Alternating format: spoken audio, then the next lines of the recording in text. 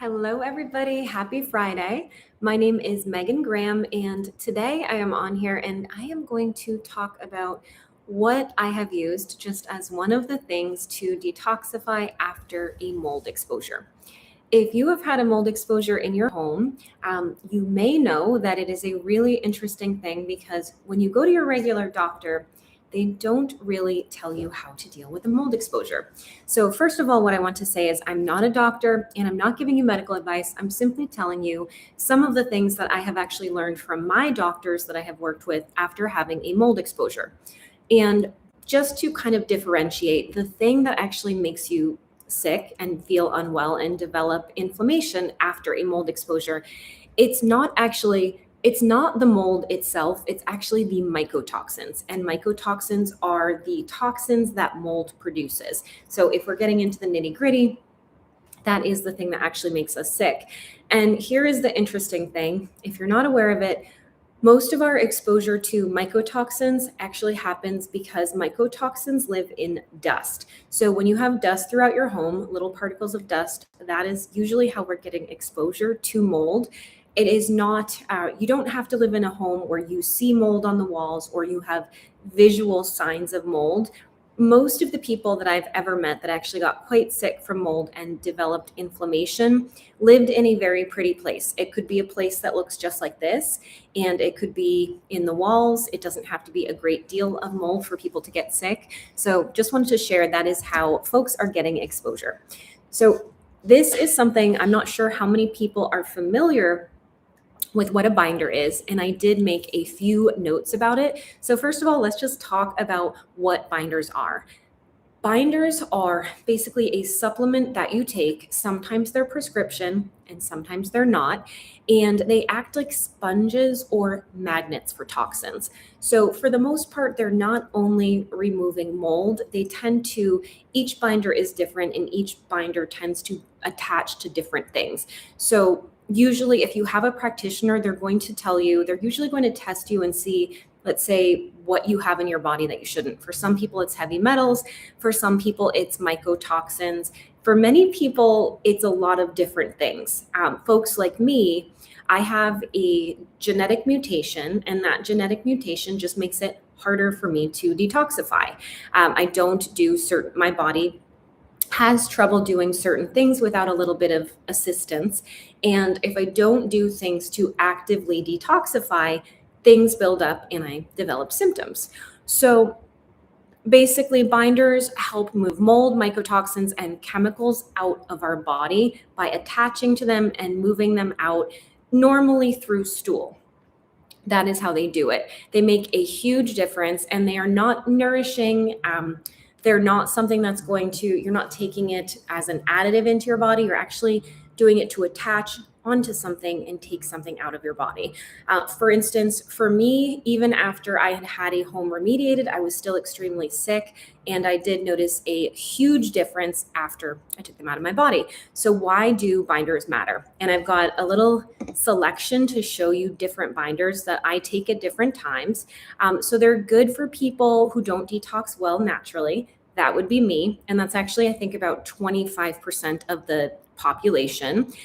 Mold toxins get recycled in your body, not eliminated. So sometimes if you don't take something like a binder, you could leave a moldy home and those toxins are recirculating in the bile of your body, which, trust me, is uncomfortable. This can lead to things like brain fog, fatigue, inflammation, gut issues, and it can look very different than that. So even if you didn't hear me talk about something that you feel, it's still very possible that you could have had exposure to something like that.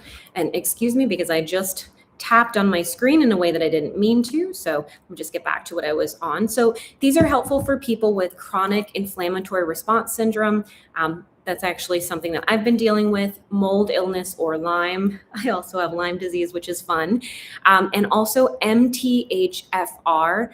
That is the gene mutation that I'm talking about. It's very, very common, just so you know. So if you do find out that you have a gene mutation, it is not necessarily something to panic about. It's truly just something that is, how do I say it? It is what it is. You just deal with it, you learn to live with it, and you do certain things. Also, people that have histamine or mast cell problems, which are very common after mold exposure as well. So I'm just going to show you a few of the binders that I have, and I'm going to talk about some of my favorite ones. So this is a prescription binder from my doctor. Can't even say the name. I think it's the generic form of, I think it's called Wellcall. This was a prescription. What I will say is I actually didn't do well with the prescription binder. It doesn't mean that you won't do well with the prescription binder. Binders can, for some people that have GI issues, bind your GI tract. If they bind your GI tract, then obviously you're not going to be able to eliminate the toxins, and they can actually make you sicker. This is just my experience. I probably, if I had started this when I was still a little bit healthier, I may have had an easier time with it. I spoke to my doctor about it, and I told her that I was doing a lot better with the non-prescription binders. So she said, put this one aside, and you can try it again when you're doing better later, and maybe your body will be able to handle it. But she said, you're not the first person that's had issues with it. There's another binder that's similar to this called cholestyramine. I took that during my first exposure. It was very helpful. And I will say that the first time I took something prescription, it made a big difference. And within about 10 to 20 days, I was noticing that my skin was getting better, my fatigue wasn't as bad, and I was, generally speaking, noticing a lot of great changes. So binders are helpful. For the most part, my favorite binder that I have been taking right now is this one. So this is called biotoxin binder. Biotoxin binder is activated carbon. You've probably heard of activated charcoal. Now, that is a binder as well. Some people do take activated charcoal after mold. I personally don't like to take activated charcoal. I feel that it strips a lot of things out of my body that I'm not looking to strip out. On top of it, activated charcoal, for the most part, needs to be taken 2 hours away from a meal. And sometimes it's hard to find time. I'm probably not the only person. It can be hard to find time to space your supplements a full 2 hours away from meals. The thing that I like about biotoxin binder is when I need to, I can take this closer to a meal. So for me, it's a great binder to have around. I switch my binders, so I don't necessarily take the same thing every day, but I do take a binder every day regardless. This is a very gentle binder. I actually give this one to my dog as well. So my dog, of course, our animals have mold exposures too. And there used to be quite a few companies that were making binders for pets. Unfortunately, I think people, generally speaking, don't know how important binders are after a mold exposure. So people don't know that it's also helpful for their pets. So what I do for my dog, and what I did for myself when I started with binders, I take this capsule and I twist it open. You can actually gently twist open a little capsule. And for her, I put in about a 25th of a capsule to a 20th, put a little bit of water in, and I syringe it into her mouth. For myself, when I started this is just a little fun fact and a tip. If you haven't taken a binder, I started very slowly. So I believe this one says to take 2 capsules. I think it's 2 capsules in the morning and 2 capsules at night. It might just be 2 capsules total, but I think it's morning and evening. I did not start that way. Almost anyone that has gotten sick from mold is not going to feel well if they start at the full dose. It really behooves you. And again, it's not medical advice. I'm just telling you what I do. I started slowly because you're asking your body to do a lot. You're taking out basically a lot of toxins at the same time. And if your drainage systems are not working well in your body, you may have a difficult time if all of a sudden you're removing a lot at the same time. So most people that I know do better if they start by taking like a quarter of 1 capsule. Maybe they do that for a week. They see how they feel. If they feel good, they take half a capsule. If they feel good, they take a full capsule. So for this, I started slowly. This works. It's really great for my pets as well. Important thing to know, if you're taking binders and you're taking prescription medicine, you cannot take binders and prescription medicine within 2 hours of each other. My dog is on prednisone, so I always give her binder 2 hours away. Why is that? the binder will actually absorb the prescription medicine and you will not get the benefits. And it's like you forgot to take your prescription that day. So a little bit of an important thing. Someone else asked, have you thought about using a steam cleaner or Loristar to clean parts of your home? I'm not really talking about cleaning today. And if you have mold, you can't clean mold away. You have to remove it with remediation. So this isn't really about cleaning, and I can't offer you advice on what you should be doing with your home. But anyway, so just sharing what I do. I'm not a remediator. My job isn't to deal with mold. I've just had to learn a lot because unfortunately I got so sick from mold that I developed a full disability because I was so sick, which I'm obviously coming back from. But I just try to bring this free information to everybody because I know it is really scary when you get sick from mold. So I'm going to show you a few of my other binders and I'll just tell you a little bit of what I think of them. This binder is called Pectisol. It's modified citrus pectin. I have heard that this is one of the most gentle binders. Personally, it's not my favorite binder. I don't feel like it's very effective. It might be good for someone when they're just starting out and they just don't want to use something that's very powerful. I feel like I almost never take this one because truly I don't think it does very much. I got this binder before I met my doctor, before I started working with my doctor a few years ago. She's a Harvard-trained biotoxin doctor. And for the most part, she said she doesn't think that this binder does very much either. So this isn't one of my favorites, but it is one that you'll see. I still rotate it in every once in a while. I really try to use up my supplements because supplements are so expensive. I'm going to show you another binder. This is a really interesting one. This is called bentonite clay. Bentonite clay can be a drinkable clay. There are some forms of bentonite clay that are not meant to be taken orally. This one in particular is called bentonite clay, and it is available at Whole Foods. So it's not a very expensive binder and it's not a prescription binder. This I have found to be a really good binder as well. So this is one of the binders that I have. And this is by the same company as the biotoxin binder. This is a very, very, very strong, very advanced binder, which the company basically said is not a binder that a beginner should start with. This is a binder that's so powerful that when I started with it, they told me to dip my fingers into it and just kind of go like that and get a few grains into the water. Super, super powerful binder. It is black, just so you know. It is really dark. And I normally take this one, I put distilled water into a glass and I mix this binder into it.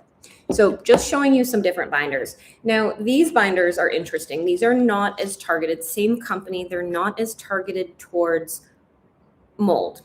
This is HMET binder, and this is actually meant to deal with heavy metals in the binder. In the body, getting the words wrong.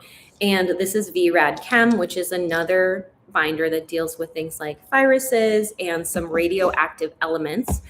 Fun fact, I had done another test, and as it turns out, I also, because I don't detox well, had very, very high uranium levels in my body. And people that are not strong detoxers often wind up with more than one issue in their body. So I had high levels of uranium, high levels of phthalates. And if you don't know what phthalates are, they are something that I picked up after 24 years as a hair colorist. So anyway, there's different binders for different things. I'm just showing you guys some examples. You would need to see a practitioner and they would tell you what binder is the best for you. But truly, for many people, it is impossible to make a full recovery without binders.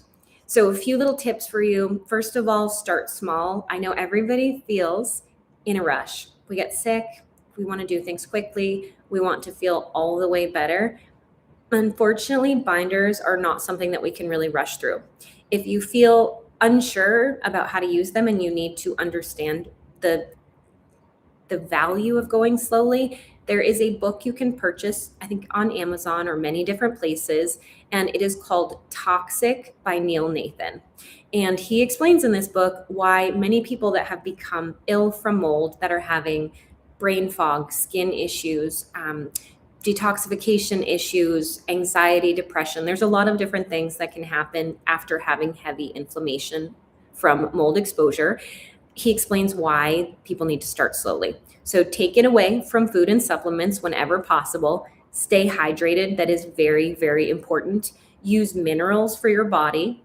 And also take breaks if it feels like too much. Always know that you can take a break if you feel like you're doing a little bit too much. So for me, binders will be a lifetime thing.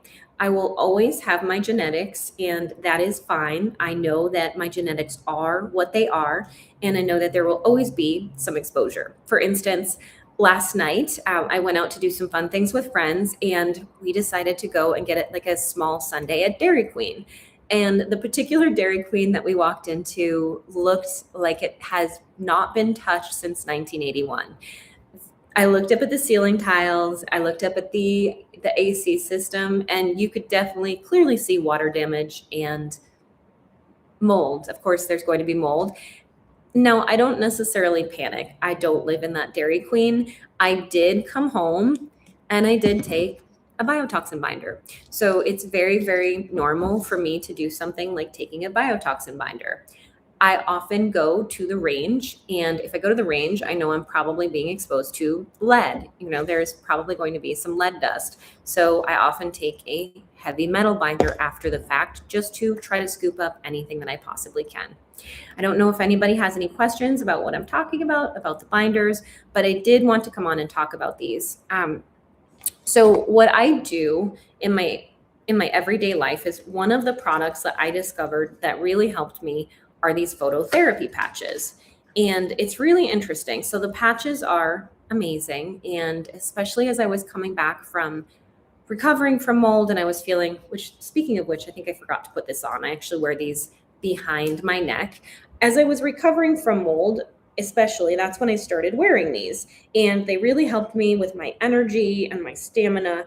And this has become, so I do a lot of consultations and I help people learn what might work for them, learn how to use it. And one of the things, I can't necessarily give everybody medical advice. I can't give anybody medical advice, but I do always think that even though, for the most part, only people that have gotten sick from mold will think about taking something like a binder. But I truly think that many times, even when someone is wearing something like the patches, it's an interesting thing for them to research whether taking a binder might be helpful for them, because it's not only people that have been exposed to mold that need to detoxify. These days, it's nothing to freak out about, but we do live in a world where we are exposed to a lot of things, a lot of toxins in our beauty products, in the air, in the water, and things like that. So those are the binders that I take. I hope that that was helpful for you. Again, it's not medical advice, but I just wanted to share.